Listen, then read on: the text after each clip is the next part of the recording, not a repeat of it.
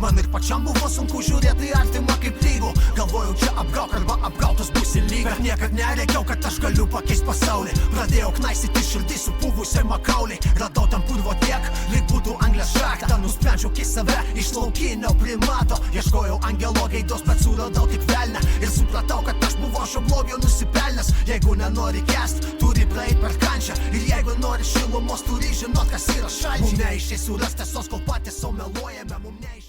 Bet va, matau, pastebiu, kad tas bumbapas vis dėlto jis yra išfiltruojamas ir grįžta, žinai, po biškį.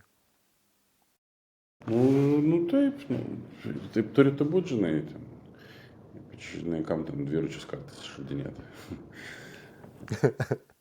O kaip, Mironai, kaip tu galvoji, aš kadangi Kanadoje gyvenu, turiu juodaodžių pažįstamų ir mes pakalbam apie repą, padiskutuojam. Ir labai karšta diskusija man buvo kažkur prieš mėnesį, labai karšta diskusija, ar hip-hopas turi odos spalvą. Ne, neturi. Va, aš irgi taip pasakiau. Neturi ir mes galim pažiūrėti, nežinau, švedus, jo, šalia mūsų. Ten yra juodaodžių atlikėjų, bet luptrūpai ir visa kita, žinai, ten, jeigu mes duosim kažkam klausyti albumą, žinai, ir jie nematys vizualiai, kaip atrodo tas atlikėjas, tai tiesiog odos spalva atsiranda klipuose ir kažkokiuose kituose, ir, žinai, arba bandymuose, žinai, sukurti tą visą skirtumą. Tai nėra, žinai, o Azija, Japonija, ten tas hip-hopas ir, nežinau, kiek atlikėjų dar senais laikais gyvendavo iš to, kad jūs leisdavo ten, nežinau, taip patys japonai. Žinai, važiuodavo ten kokių rytų albumų, galima buvo gauti Japonijos rinkoje, tai kas buvo visiškai neįdomu kažkam, tai pastoj pačioje Amerikoje pas juos. Ne, neturėtų turėti ir, man atrodo, nereikia tą kurti. Pas mus yra Lietuvoje vienas gal buvo juodaodis, jo, ir viskas. Defuonas. Jo, beatbox avarija, ramiai ir taip toliau, ir gal yra dar kažkoks tada bahurėcas liktai, nežinau. Bet ką mes šiandien hip-hopas? Taip, hip-hopas tai yra kultūra ir aišku yra visur ten, žinau. Gal, bet, žinai, bet kokia muzika, jeigu mes tada prataisim lyg, žinai, ten rokas ten ir taip toliau, visi ten kažkaip savotiškai iškeliavo iš juodaodžių muzikos. Žinai, džiazas iš juodaodžių muzikos, ten, žinai, kiek hip-hopas paėmė iš tos pačios, žinai, ten džiazo ir taip toliau, iš tų būtent juodaodžių atmainų. Nu, tik kad gimimo vieta ten, bet tos pačios juodaodžius 80-90 turi taip patys balti prodiuseriai. Žinai, kur ten... 100%. Jo, ir taip toliau, žinai, ir negalima pamiršti, nežinau, ten Beastie Boys galų gale, žinai, kas ten, taip pat amerikiečiai, niekas nesiginčias, kad tai grupė, kuri padaro didžiulį įtaką, žinai, ir nežinau, paimam ten Run DMC, už baltų ir žydiškų prodiuserių nugarų stovėjo krūva, žinai, ir, ne, tai nėra jokios. Jo, man irgi, nes mes kai ginčiojomės, jie sako, kad iš pradžių pats terminas buvo, kad hip-hopas yra afrikietiškas. Pradėjom ginčytis, gerai, ne, hip-hopas yra tiesiog juodas. Aš sakau, ne, gal mano nuomonė, aš sakau, hebra, nenoriu nieko žaisti, iš jūsų niekas nieko neatima. Šaknis, paliubomų, šaknis yra juodos. Niekas iš jų to neatima, sakau, bet taigi reikia džiaugtis. Hip-hopas yra dabar globalus, o jeigu kalbam apie globalų judėjimą, tai reiškia visur jį daro. Čia tas pats, kas jeigu juodaodis vestų baltą paną ir po to sakyti, kad po 10 kartų baltas vaikas iš tikrųjų yra juodaodis, ne? Bet jisgi nėra. Tai vyksta tas evoliucija tos kultūros. Skau, jeigu jau žiūrėti matematiškai, aplamai va taip grinai, principingai iš matematikos pusės, kai tik Kinija ir Indija įžengia į šitą ringą, tada jau spalva, nes jie visą laiką galvoja, žinai, tas toks iš dalies gal aukos mentalitetas, kad tipo, jeigu aš sakau, kad hip-hopas nėra juodas, reiškia, aš sakau, kad hip-hopas yra baltas, nes aš esu baltaodis. Aš sakau, ne, jokių būdų, aš nesakau, kad hip-hopas yra baltas, sakau, bet kai tik Kinija arba Indija įžengia į čatą, sakau, tada jeigu jau žiūrėti odos spalvą, tai tada hip-hopas yra geltonas, žinai, aplamai, jeigu žiūrėti pagal statistiką. Bet sakau, aplamai, man irgi atrodo, kad spalvos nėra, nes jau taip ir pažiūrėt, kiekvienoje šalyje tu gali išgirsti jau ir tos pačius samplus, kurie ateina, tarkim, iš liaudiškų dainų tos šalies. Žinai, tai yra tam tikras nacionalinis akcentas. Nu ir kiekviena tauta, kiekviena šalis, jo, jie prideda savo. Ir kodėlgi ne, ir nežinau, paimam ten senus Didžvadimo albumus, ten jaučiasi, ten pasakyti atsirasdavo tada visokie japonų atlikėjai, ten tas visas japonų, ten filipiniečių didžėjų scena, žinai, iki dabar kokia galinga ir taip toliau. Nu, ir tai tik pagerina, žinai, kuo daugiau šviežio kraujo, to geriau. Čia yra taip visur. Aš pilnai sutinku. Jo, nes, nu, tai pačioje baloje, žinai, tada tiesiog krūmais apaugs ir nieko ten nebus. Tai... Jo, nes tada jis neprogresuoja tiesiog, nes čia tas pats, kai, žinai, būna, tarkim, kažkas išleidžia, nu čia aš taip figūriškai kalbu be abejo, žinai, bet kažkas išleidžia gabalą, kuris chebrai patinka ir atsiranda žmogus, kuris pasako, taigi pažiūrėkit, to aš žodžius pakeičiu ir aš tą patį padariau. Šitas žmogus nieko ypatingo nepadarė. Va, aš per 5 minutės jo flow atkartojau. Ir jam trunka laiko paaiškinti, kad tu galėjai tą flow atkartoti vien tik dėl to, kad žmogus šitą gabalą padarė. Prieš tam žmogui tą gabalą padarant, tu šito flow nepadarytum, nes tu jį padarei tiesiog jį jau išgirdęs. Reiškia, kažkas atveria vartus naujam, ane? Ir va tas pats, man atrodo, veikia visoje hip-hop kultūroje, kad netgi jeigu kažkur yra nevykę bandymai, tarkim, važinai, kaip atšakos tos Anglijoje buvo, nu aš negaliu pasakyti, kad visiškai nevykęs bandymas, bet tarkim tas garage stilius, ane? Nu neprigijo. Jis turėjo tą savo bangą, neprigijo, bet iš tų trupinių po biški dabar turime drillą. Nes vis tiek ateina, ta prasme, susiję, viskas yra susiję, ne? Ir, nu, keičiasi, kultūra keičiasi ir odos spalva nesikeičia, šaknis nesikeičia, nieks iš jų nieko neatima, o tiesiog gera yra, kad visa ta kūryba keliauja į pasaulį dabar. Nu, tampa kultūra. Jeigu iš kitos pusės pažiūrėtum, dabar Vilniuje vyksta dainų šventė. Jeigu tarp visų šitų šokėjų atsirastų, nežinau, lietuviškų šokių šokančių, bet gerai šokančių juodaodžių. Kaip tu lietuvis ir baltaodis, tu į tai žiūri? Man atrodo, aš nelabai negatyviai žiūrėčiau, jeigu aš žiūrėčiau į tai kaip į šou. Jeigu aš būčiau šokių ansamblio narys, ir aš pamatyčiau, kad išrinko juodaodžių šokėjų ansamblį, kad tiesiog padaryti šou, o ne dėl nuopelnų, tada aš būčiau supykęs. Svarbiausia, kad jeigu tie juodaodžiai šokėjai yra nusipelnę ir yra iš tikrųjų geri šokėjai ir jie verti būti ten, kaip dėl manęs, gali būti. Nu, matai, taip yra ir su hip-hopom.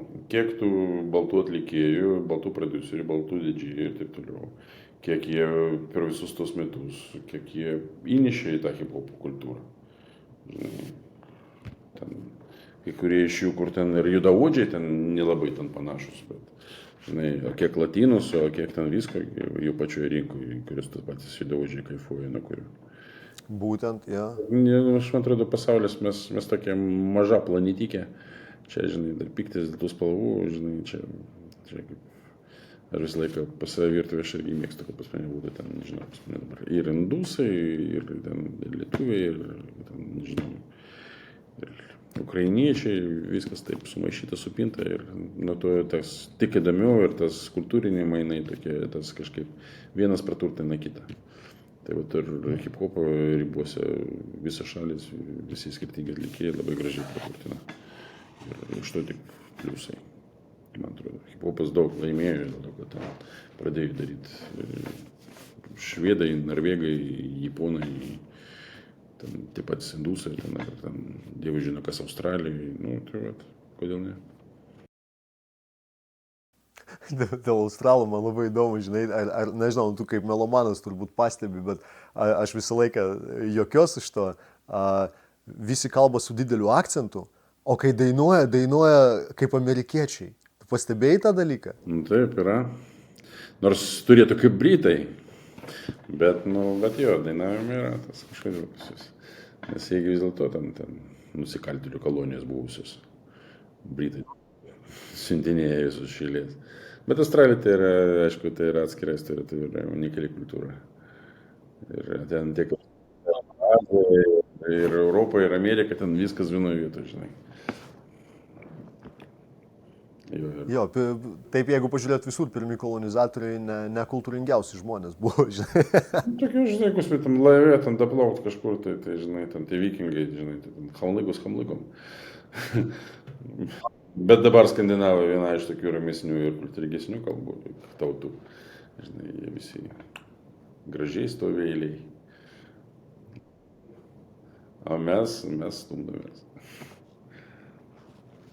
O dabar, dar kalbant iš to, žinai, dėl charakterių ir visko, va tau pačiam hip-hopė, visų pirma, prie kurių projektų tu pats esi konkrečiai prisidėjęs? Tarkim, visi žino apie Gatvės lygą ir dovanok, aš labai norėjau pakalbėti apie Gatvės lygą irgi. Vienintelė priežastis, dėl ko aš kol kas neužduodu klausimų apie Gatvės lygą, nes kai klausimai iš žiūrovų ateina, labai daug buvo klausimų užduotų iš jų. Tad aš nenoriu dabar klausti, o po to skaityti klausimus ir sakyti, jau šito jau Mironas buvo atsakęs. Dėl to aš palieku žiūrovams paklausti apie Gatvės lygą. Visi žino, kad tu esi prisidėjęs, bet prie kokių dar projektų tu esi prikišęs pirštus?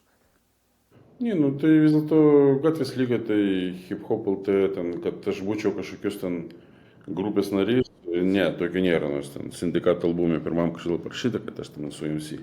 Bet ten tiesiog yra, kadangi aš studijas įdėjau, reikėjo padaryti intrą, tai vat Mironas įkišo savo trigrašį ir įkišo. Dabar tapau taip, žinai, MC.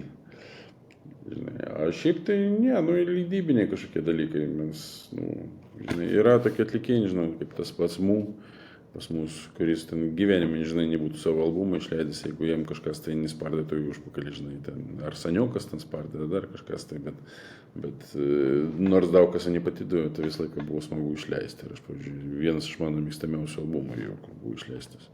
Nors jis yra labai keistas, tas albumas iš dalies, tai tokie poezijos greičiau forma negu ten klasikinis, žinai, supratimas, ten, mūsų supratimų hip-hopas, bet kodėl ne. O šiaip, nežinau, kur ten kažkam reikėjo mano pagalbos, aš kažkaip maloniai ten trigrašį įkišdavau, bet taip, kad ten aš kažkokį ten konkrečių projektų dalis, ne. Aš visą laiką virtuvėje daugiau laiko gal praleisdavau iš dalies. Kadangi virtuvė, kaip ten sakoma, yra pas mane, man atrodo, Instagram'e parašyta, muzika tai yra maistas mano sielai, o maistas tai yra, o visas kitas maistas tai yra maistas mano kūnui. Tai vat aš maitinau sielą, aš atpalaiduodavau būtent su muzikiniais reikalais, visą laiką malonu pašnekėti apie muziką ir pasiginčyti kartais iš dalies su kažkuo tai. Ir išsakyti savo nuomonę. O taip, kad ne, aš toks visą laiką buvau nuošaly. Tai tarkim, kada nes tu buvai vedėjas pat pirmo Lietuvos MC Batlo aktorių namuose, taipogi vedėjas prieš Batlų ir žiūri, tai tave kviečia dėl to, kad tu esi tiesiog kaip geriausias kandidatas, nes tu iš tikrųjų turi daug išminties supratimo, ar tu prie tų renginių organizavimo pats prisidedi taipogi? Ne, matai, organizatoriai ten kaip visą laiką kaip ir būdavo. Į pirmus reikalus kažkokius batlus, pavyzdžiui, kviesdavo, nes tiesiog reikėjo vardus su kažkokiu, sunkesnius, taip sakysim, sunkiasvorės, žinai, teisėjus, su kuriuo nuomonė ypatingai niekas nesiginčytų. Po to ir aš kažkaip taip irgi, žinai, tie paskutiniai, pavyzdžiui, visi batlai, ten, prie ko ten, žinai, iš dalies, ten jau jaunesnioji karta. Jaunesnioji karta turi kažkokius kitokius favoritus ir taip toliau, žinai. Ir gal tie patys nusipelnė legendiniai MC, jie galėtų vertinti, žinai, tos, kus dabar yra ant scenos, o ne aš. Aš galiu pasakyti, gerai, man patinka ar nepatinka. Ir kadangi aš taip gan lankščiai žiūriu ir šiuolaikinį hip-hopą, ir seną, žinai, tai vat taip. O taip aš neatsimenu, kad ten kažkokius fleriukus padaryti, ten senais laikais, ten dar kažką, ten kažkur pareklamuoti kažkiek, ten hip-hop.lt recenziją parašyti, žinai, renginiui, nes tada kažkaip reikėdavo ir visiems buvo labai svarbu, žinai, ten. Tai Tai keliaudavom kaip žurnalistas, tai vieną kitą Lietuvos miestą kažkur pakviesdavo ir visi tikėjosi, žinai, kad po to atsiras recenzija. Nes jie vis dėlto norėjo, kad tas renginys nebūtų, žinai, kažkoks vienkartinis, žinai, reikalas. Jie norėjo, kad tai sužinot nuomonę, kad tai atlikėjai, kuriuos jie pakvietė, kad jie gautų kažkokį feedbacką į savo kūrybą.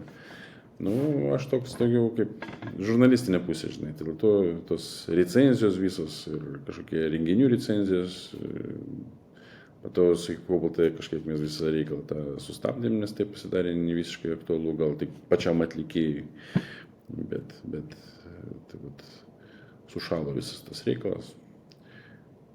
Kažkaip taip.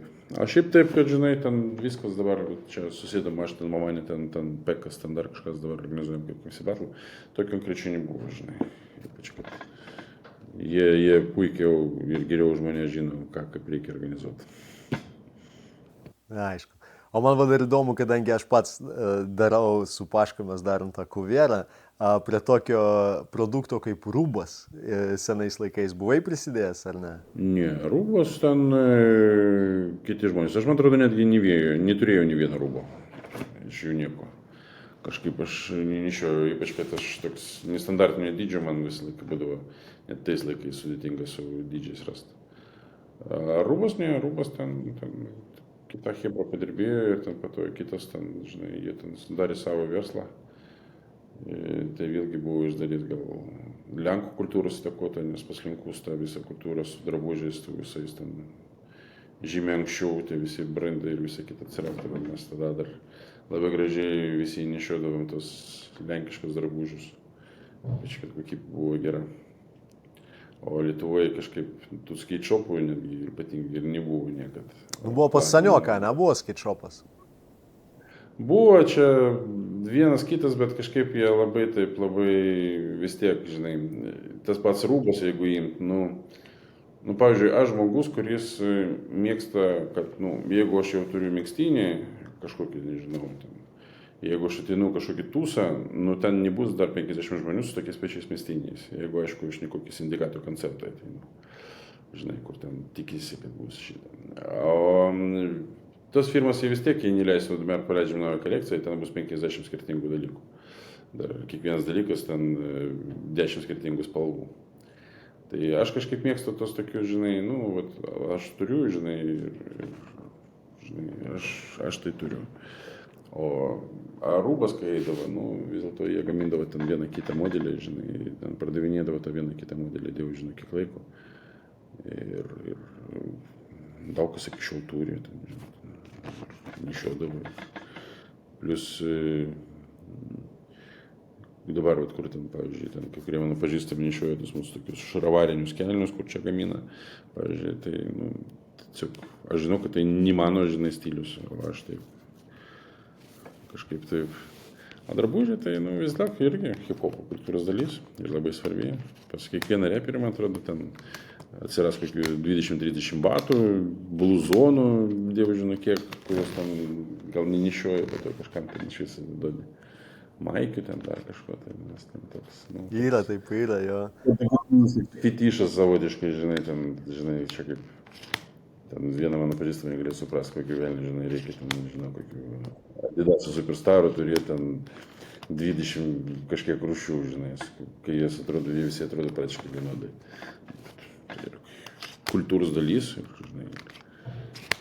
Kaltinam padevonus, nes jie buvo pirmi, kurie atvežė už prieinamą kainą dalykus ir visą laiką jie medžioja, net turėt pažįstamą ten. Antradienį atveža naują partiją, galite ateiti 10 ryto, į mokyklą neinam 10 ryto padevonas, ateik čia maikutės amerikietiško fulų, viskas, kas yra platų, karočiui. Bet Paška, Rokuanas, iki šiol spintoj turi pakabinęs rūbo džinsus ir žalią rūbo maikoną, karočiui, dar turi. Ne, mes kažkada atsimenu į Lenkiją labai sėkmingai. Čiagi buvo paprasta, atsisėdai į traukinį ar ten autobusą, atsiradai į Lenkiją, ten tų skaičiopų kiekvienam metro sustojime, žinai, ir ten viską lenkiškai kažkokių ten, žinai, ten amerikietiškų brandų ir labai gražiai, žinai, ir galėjai pasirinkti savo, ar tu nori kažką tokio spalvingesnio, žinai, linksmesnio, ar kažkokį, žinai, tokį... Ypač, kad man, pavyzdžiui, visą laiką patikdavo, nors aš su skeitu niekad gyvenime nežinėjau, bet skeitoviai drabužiai visokie ten independent, ten, ar dar kažkas, tai jie tokie turėjo savitą, žinai, tokį dėmesį logotipam, žinai, taip, žinai, kad lengva buvo pažinti. Tai, visą laiką buvo taip smagu, žinai. Ir kokybė ten, žinai, ypač tie. Aišku, jie pragesni būdavo, bet tu moki, žinai, už ką. Jasna. Va.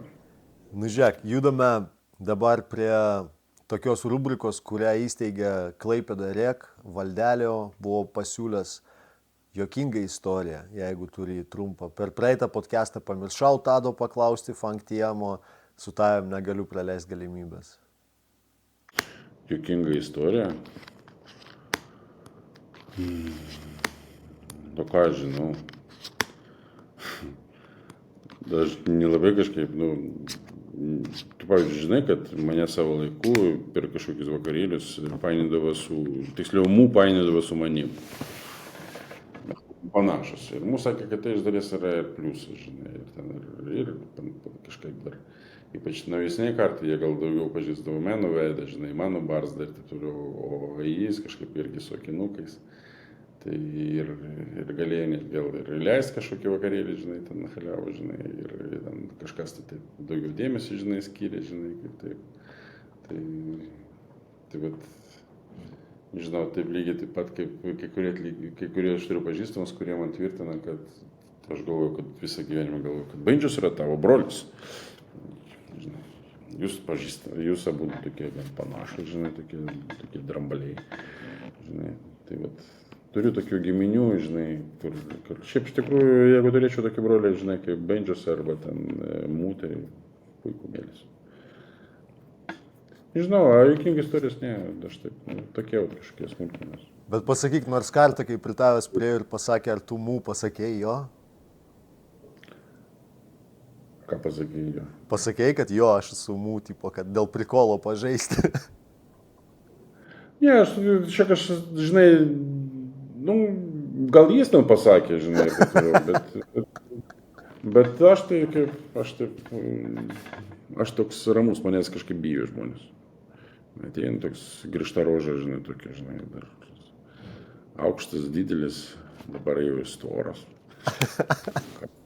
Ką ten prie jo lys, žinai, čia yra tie reperiai, kurie pas sceną šokinėja, ir yra tie, kurie, žinai, žiūri, kad sienos nenulūžtų. Stovi ten kur nors, tai va, aš taip stoviu ir šonu žiūri tos, kur ten galvas salaužo. Tu geriau nelyst, geriau ten nežinai. Aš dar dėl galvoju, žinai, negali atvykti į koncertą, skambina Mironui. Mironai, karočią, aš pastrygęs, koncertas dega, davai, varyk, karočią, šitos gabalus už mane atlieki, vis tiek rožos panašios. Suvenyrinės, jo. Ne, nes važinėjau anksčiau, buvo koncertai kažkaip, mane už kompaniją paimdavo. Čia kaip kažkada į Lientvarį važiavom, ar kur, jie ten buvo koncas, ten kažkokiam vaikų darželio salėje. Ir atsimenu, persimė kambarį, ten pasakė organizatoriai, ten tulikas yra ten. Neatsimenu, kas išeina iš tulikų, sakė, išrakas, sakė, šiaip ir tulikas, čia vaikų darželis, ten va tokie didžių unitaziukai. Ten nikaip, žinai, sakau, tokie, žinom, tokiam lygiai maždaug hip-hopas ir gavosi. Čia BDB organizuodavo, man atrodo. Taip patys BDB, ten kai kol važiavom iš Vilnius, tai ten mes sustodavom ten gal kas valandą, nes vienam iš organizatorių kažkokius kambulius prasidėdavo, reikėjo išnešti. Pasirodė, kad tais laikais buvo mėgėjai kažkokių tramdinolių ar dar kažko. Tai kelionė buvo tokia ten mamanė kaip seselė, man atrodo, ten visus bandė. Ačiū, kad kažkokie tokios gyvenimiškos smulkmenos. Jasna. Žiūrėk, ir dar prieš judant prie loterijos dabar, aš visą laiką, Paška Zulų Rakonas yra mano bratulė, visą laiką jį paminiu podcastuose. Ir vienam podcast'e jis ten parašė komentarą po video, nes mes jau dabar, aš jau Kanadoje, Anglijoje, mes kai pradėjom daryti be filtro, tai Anglijoje kartu buvom, jis kaip menedžeris, žinai, nu ta prasme, jis visą laiką patardavo, jeigu ką aš pamirštu, jis už kameros ten, arba pasakau netokį pavadinimą, jis pataiso iš karto, kad aš pasitaisyčiau. Ir po to aš jau, kai grįžęs į Kanadą, pradėjau daryti tos be filtro, jis sako, ai, nei vieno podcast'o, karočiui, be mano paminėjimo nėra, kaip pretenzija draugiškai, žinai. Tai dabar, aš kadangi esu Skorpionas, karočiui, aš padariau rubriką linkėjimai Paškai, tad jeigu žinau, gal asmeniškai jo nepažįsti, bet gal trumpą linkėjimą Paškai numesk. Paškai, nu tai linkėjimai. Kad paminėtų dar, nežinau, kokia čia dabar 13 laida, kad dar būtų 113, 213 ir visur tavo vardas. Po to galėsi albumą parašyti vieną iš paminėjimų. Gadyts. Arba skitų. Skitų krūvą. Na ką, tada judam prie loterijos? Davai. Davai, šiandien, karoši, lošim priklausomai. Jeigu Hebrytė, kuri dar prieš tai nebuvo laimėjus, laimi, gauna albumą, o jeigu žmogus, kuris jau laimėjo albumą, laimi vėl, tada gauna marškinėlius. Tad važiuojam to, man reikia įjungti, aš žiūrėsiu per mobilkę, Mironai, nes aš visų klausimų neatsimenu. Tuoj, tu dar čia? Čia. Gerai, aš irgi čia. Tuoj. Gerai. Pirmas klausimas iš ALD, kuris neseniai paleido gabalą su Auriza. ALD nuolatus dalyvis, jau nurengė visą. Jeigu kuveras bankrutos greitai, tai čia, karočiui, ALD kaltė, nes visi prizai eina jam. Jis klausia, ar skaičiavai, kiek turi albumų savo kolekcijoje? Ne, neskaičiavau. Aš taip maždaug, bet, žinai, mūsų laikais kolekcijos dar perėjo į hardų pavydalą, išorinių diskų ir taip toliau. O fizinis, fizinis ten kažkiek ten 10 000 kasetėm, kažkiek maždaug panašus kiekis kompaktais ir vinilais, ten kokie ten, nežinau, 4000-5. Kažkas tokio. Balastas didelis. Kai mirsiu, nežinau, kas su jais kas darys, bet man iš tikrųjų bus pofik. Nieko savo, Mironai, aš... Svaras kažkada sakė, tu įsivaizduoji, kad tu mirsi, tavo po to vaikai sakys, kas čia, blėt, reklamą pririnko tas, žinai, dėdas reikia viską ir viskas išlėjau su šiukšlės. Arba sėdėsiu pensiją, pardavinėsiu po to. Aukcioną galėsi padaryti. Ja, apie dirsogą sėdėsiu, postinsiu ir ten darysiu bakytis, kaip pridėti prie pensijos. Žinai, aš juokavau, kad Paška irgi kolekcionuoja viską. Aš juokavau per vieną iš podcastų, kad kai jis kraustysis, jam reikia furgoną, kad privežtų, kad išvežti tiesiog viskas, kas susijęs su muzika. Tai pas tavę reikia vagonais, jau iki tavo chatos reikėtų geležinkelį tiesti, kad visą tą išvežti. Nu jo, ten sunku ir dar plus reikia turėti omeny, kad tai dar knygos ir visa kita. Tai kaip ten vienas žymus didžiai sakė, mano vinilas sveria toną, tai jau tikrai. Tiesioginė to žodžio prasme.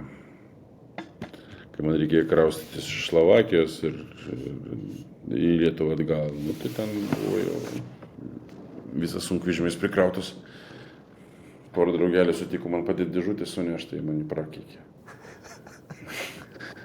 Nes jie galvoja, kad, žinai, žmonės kraustosi, bet kiek ten čia pasirodė.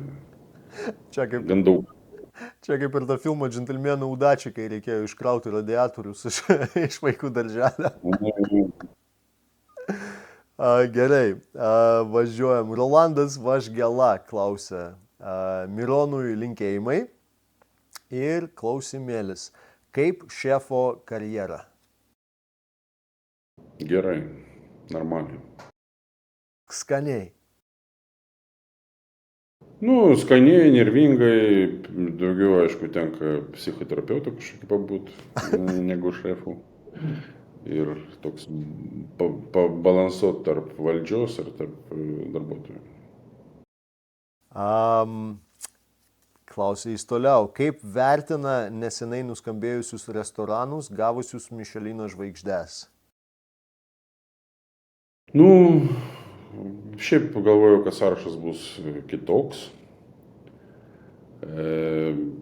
Bet, kolegos visi puikiai dirba. Aišku, aš manau, kad vienam kitam iš šitų restoranų tai bus didelis iššūkis, ypač kai ten po vieną žmogų dirba, jeigu tam restorane, o dėmesys bus didelis.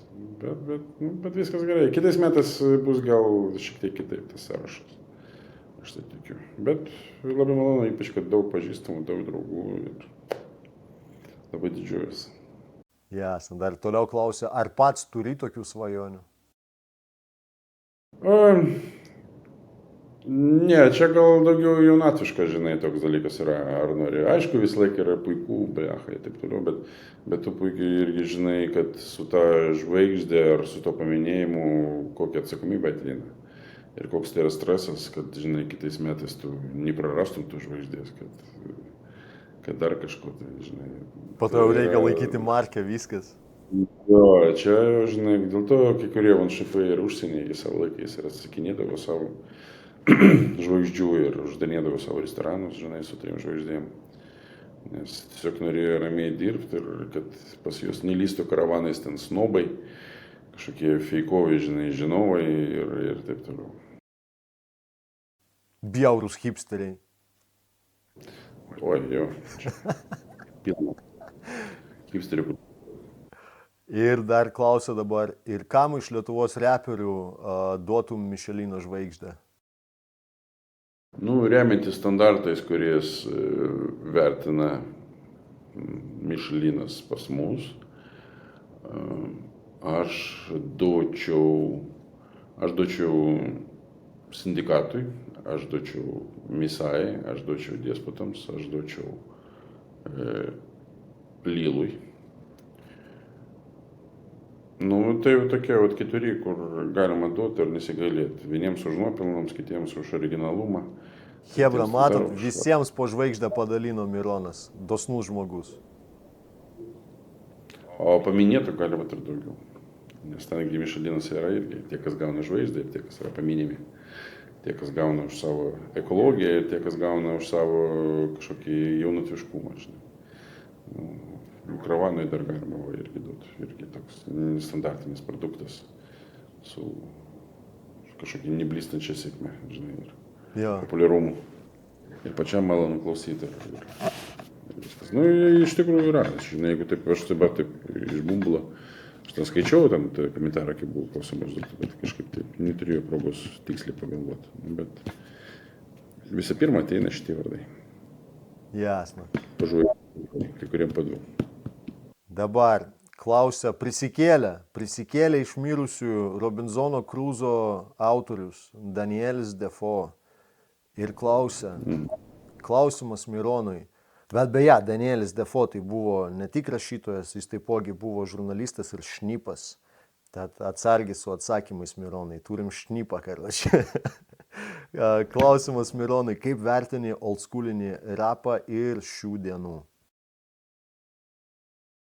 Aš, aš mėgstu, aš galiu, niekada neatsibostantis yra atlikėjai, nežinau, kuriuos aš galiu klausyti ir nežinau, tie patys Beastie Boys, Publicanime, nežinau, man niekad neatsibosta koks Aesop Rock, aš galiu bet kada įjungti pirmą Company Flow albumą ir ko puikiausiai valgyti.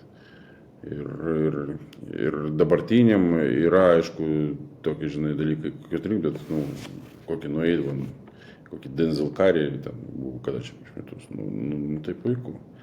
Iš tų naujos kartos atsirastų, žinai, irgi tokių legendų ir kai kurios aš tai nelabai suprantu, nes vis dėlto žmogus, kuris gal iš dalies nori kažkokį, žinai, kažką išgirst toj lyrikoj, bet pas naujus atlikėjus labai dažnai ta lyrika iš dalies dingsta.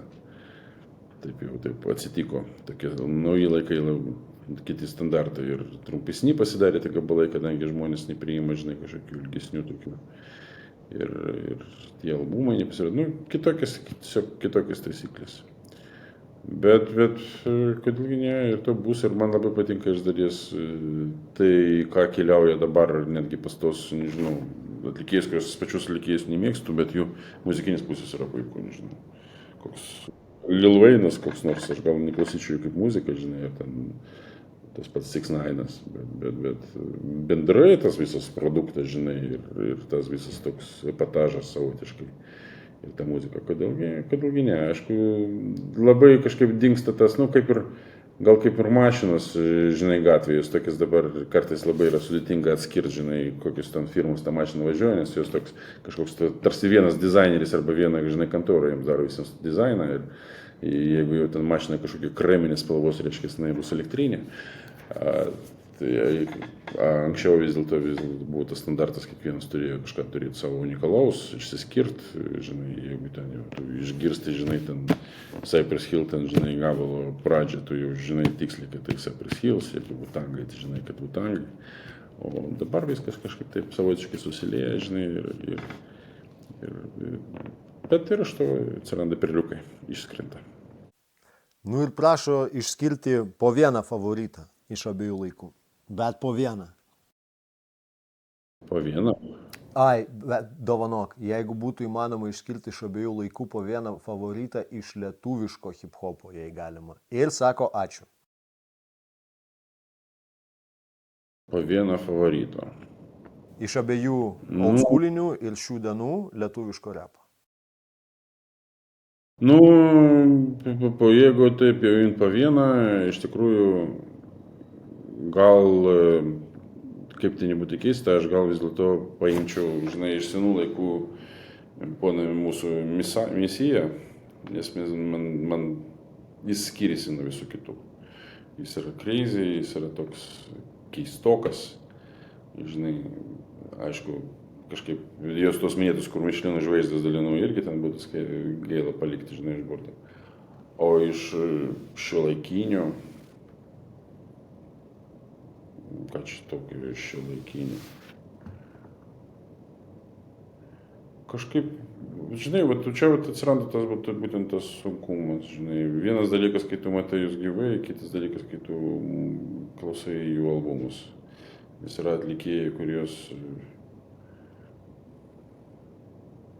užlaužė mane, nežinau. Nu, bet visi ir tas pats minėtas su tavim šnekėjimu ir tas Pijus, aišku, tas albumas, aš gal nežiauriai ten klausyčiau. Ir ta visa transformacija, kurie perėjo mūsų laikais dėspotai ir jų nariai. Kodėlgi ne? Jasna, tikiuosi Danielis Defo bus patenkintas atsakymu, aš patenkintas bent jau. Evaldas Panceras, ar Panceras, dovanok Evaldai, jeigu ne taip ištariu pavardę. Sveiki Mironai, linkėjimai iš Jonavos. Jonava, linkėjimai į vidurį. Linkėjimai. Turiu klausimų apie virtuvę. Ar galit pasidalinti, kas iš hip-hop žmonių išbandė virtuvės darbo pas jūs? Kas liko šiam kelyje? Išbandė DJ Trikas. Neliko šiam kelyje. Dar kai Angliją nuvažiavo, likti bandė. Bandžius išbandė. Vis dar yra likęs. Saniokas iš Black Sam išbandė. Neliko šitam kelyje. Kažkas buvo dar, kažką porą. Aš žinau, kad, šiaip bendrai tarp vyrėjų pas mus, nežinau, tas pats, kas ten dirba ir Gypagi Islandijoje gyvena ir dirba iš virtuvės ir visa kita. Yra to atlikėjai, bet tokie, kad ilgiausiai ir taip, ir teko ir atleisti, ir taip toliau, tai aišku, Bandžius, Trikas, Saniokas. Kažką aš dar ten liktai bandžiau paimti. Jo, šitie, kitos gal neminėsi. Jasna.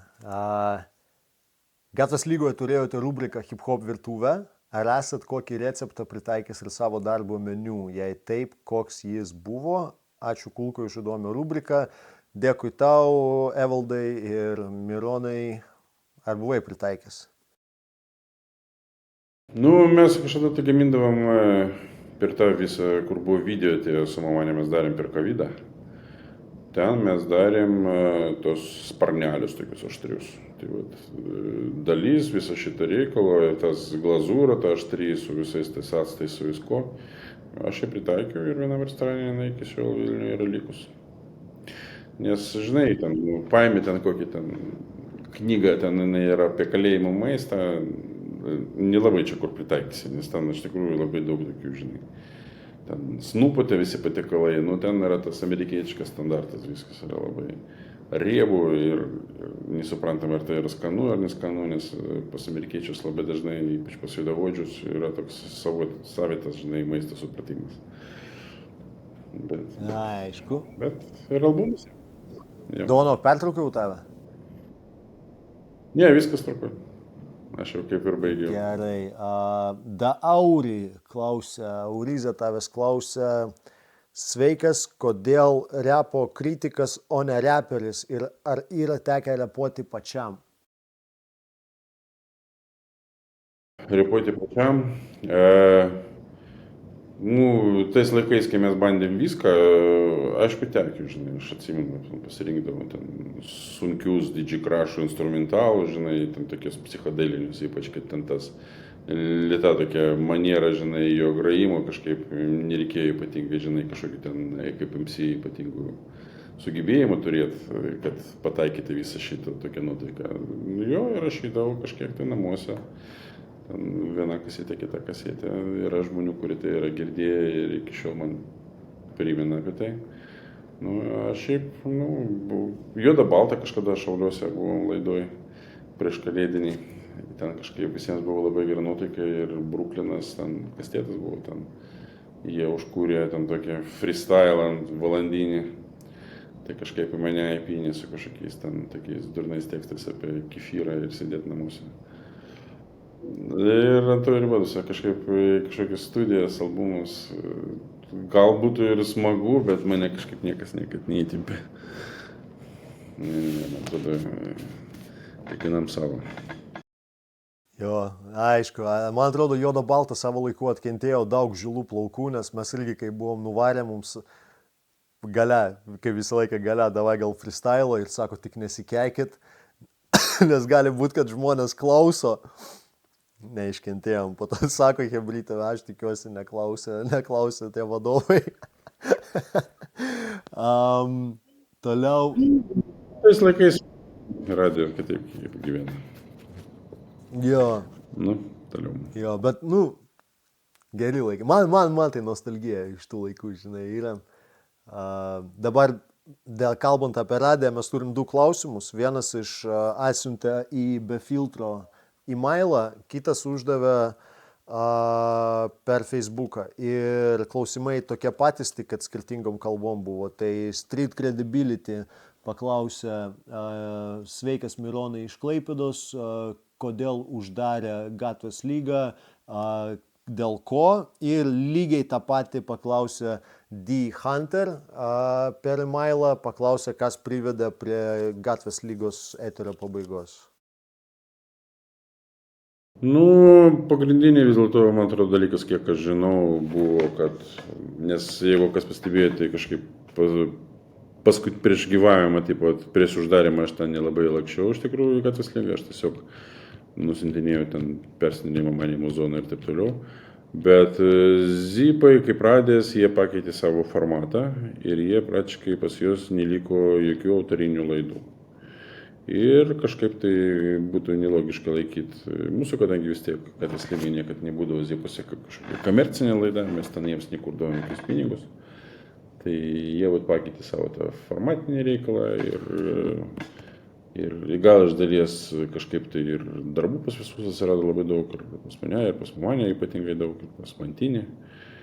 Ir Svarą ten jau nebuvo praktiškai neįmanoma prisikviesti, jis ten irgi pasinėrėsi savo gyvenimą. Ir kažkaip buvo nutarta taip ne visiškai uždaryti, bet iki gal kažkokios kitokios progos, kol atsiras vėl dar kažkoks tai gal kitas radijas, kuris išpildys visus lūkesčius. Tai aišku, visą laiką gal į kokį powerį nueiti ir taip toliau, bet ten iš tikrųjų Mamanė gal daugiau sprendžia, nes jis dėlto tai visais metais ten jis buvo tas varomasis dalykas Gatvės lygos. Yes. Na, bet man atrodo, nuo savęs ir nuo daugumos klausytojų pagarba jums už tai, kad Gatvės lyga turėjo savo epochą, kad buvo toks įdomi laida, kad jį vien tik už tai net, kad jį buvo tiesiog, kad davė žodį kitiems, tai iš tikrųjų, man atrodo, paskatino ir irgi pastatė tam tikrus pamatus, kažkam davė startą, kažkam paraginimą, kažkam tiesiog leido kvėpuoti tuo repu. Tad dėkui Mironai tau ir pas jūs, kaip mes žvengiam su savo vietinė chebrytė, buvo MMM piramidė. Mironas, Mamanė, Mantinis. Tai jums dėkui už savo veiklą. Na ir paskutinis klausimas atėjo iš Valdemaro Suslavičiaus, Valdelio 420, visą laiką užduoda daug klausimų, gerų klausimų, nuolat dalyvauja, puslapiais rašo, tad aš nežinau, aš užšokau į tapkės, kad kojos nesušaltų, kol atsakinėsi. Važiuojam. Sveiki, gerbiamas Mironai. Visų pirma, norėčiau Jums padėkoti už tiek metų atsidavimą šiai muzikai. Nors ir esu jaunas palyginus klausytojas šios muzikos ir daug ko nežinau, tačiau Jūsų indėlis begalinis, kurio niekad nepamiršime. Turiu klausimų apie Gatvės lygą. Kaip kilo jos pavadinimas ir kas pastumėjo sukurti šią radiją? Pavadinimas kilo iš kažkokių tokių mūsų bendravimo ten su Svaru, kadangi reikėjo laidai pavadinimą, o Gatvės lygos kažkaip tai vardas ir tas pats terminas, jis ten pas jį kūryboje ten buvo jau kažkur matyti ant popieriaus ir taip toliau, jeigu atsimenat, taigi ir albumas atsirado po to ir taip toliau. Tai vat kažkur tai iš ten, nes žinai vis tiek tais laikais dar taip naiviai žiūrėjome visus tos reikalus. O radijos kaip atsirado, tiesiog pas Svarą studiją lankėsi, ne studijoje, o darbe vienas žmogus, kuris buvo direktorius vienos iš radijos stočių, jeigu aš neklystu, tada mes gal su Geras FM ar su Labas FM, kas ten buvo pirma.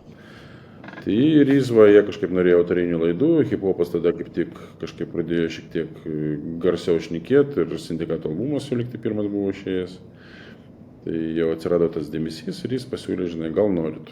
Nu ir neilgai mes ten galvojam, mąstėm, aišku, sutikom. Ypač, kad buvo gera proga ir pareklamuoti renginius, kuriuos tada pradėjo daryti, ir pristatyti kūrybą kažkokių jaunesnių atlikėjų. Negalim buvo paleisti galimybės. Ir nemokėdami, nežinodami, nekalbėti eterį, ką, mes kažkaip įlindom į tą visą radio reikalą. Po to atsirado ten ir daugiau žmonių, kur norėjo padėti, kur prisijungė. Tai kažkaip taip savotiškai mes taip pradėjom daryti, be ypatingų pavyzdžių, kaip tai turi būti daroma. Aišku, dar klausia, gal galite tuo pačiu pasidalinti susipažinimo istorijomis su Gatvės lygos komanda, Svaru, Mamanė ir kitais?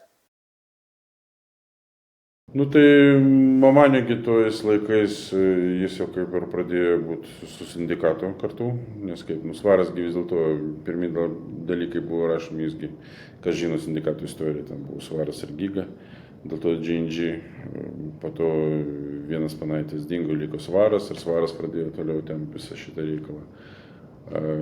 Kadangi Svaras rašėsi pas Danciavą, tai tada jau kažkaip atsirado visas tas sindikatinis reikalas ir ypač, kad buvo, jeigu atsimenat, Rhyme Syndicate, buvo IST ten ir taip toliau, ten tokie, buvo girdėti vardai. Atsirado Mamanė, kadangi buvo reikalingas kažkoks didžėjus, Mamanė buvo jaunas, talentingas ir plus, radijo didžėjus yra gerai, pas Mamanė visą laiką įrašai ir viskas, ir jis kaip ir iki dabar jis ten dega energiją, tai vat Mamanė labai praktiškai nuo pat pradžių prisijungė prie viso šito. Ten buvo iš Danijos sugrįžęs DJ Trikas, kuris ten irgi kažkaip labai maloniai su mumis pabendradarbiauti, jam norėjusi. O aš jam užduodavau, mes dar ten naujienas skaitėm visokias ten tokios, tai aš jam parinkdavau jau tokias, kuris ten jau, niekaip negali savo liežuvį išversti. Tai aš jam tokius parinkdavau, buvo tiesiog smagu pažiūrėti iš šono ir pasijokti iš dalies. Bet taip kažkaip taip. Tai nepasakyčiau, kad labai jau ten daug žmonių buvo aplink. Taip, kažkaip buvo, vėliau taip mantinė atsirado ir kažkaip tas pastovus toks 4 žmonių toks barys ir sukinėjasi ten. Kažkas ten, tai aš dingdavau kažkur, tai ten tos varas kažkur ten dingdavo, tai dar kažkas. Bet yra tie tokie pastovus, ko gero, mane ir mantinė, kurie paskutinius visus tos metus, kiek ten buvo, jie ten tempė visą tą reikalą, pažiūrėjo tą top 10 ir taip toliau. Nu, va taip. Aišku. Klausia toliau, daug klausimų iš Valdemaro.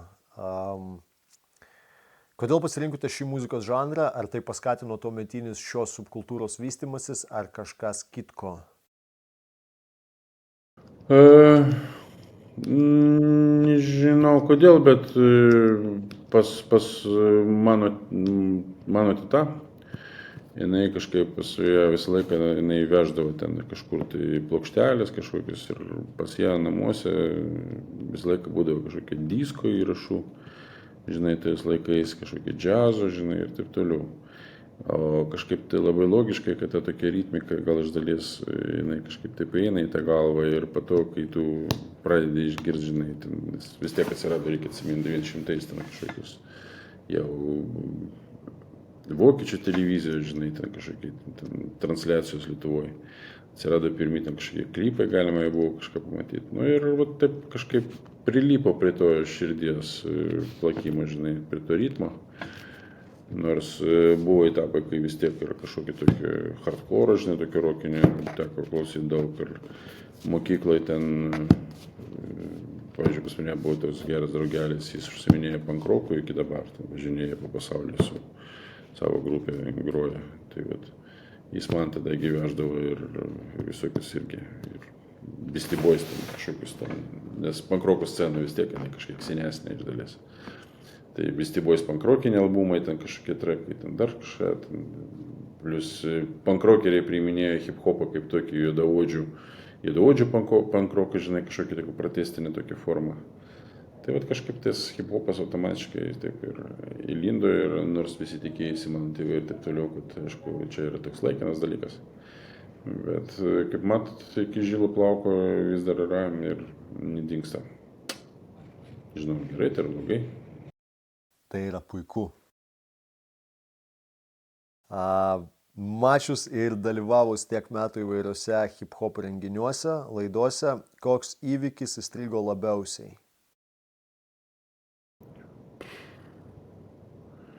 Nu, net nežinau.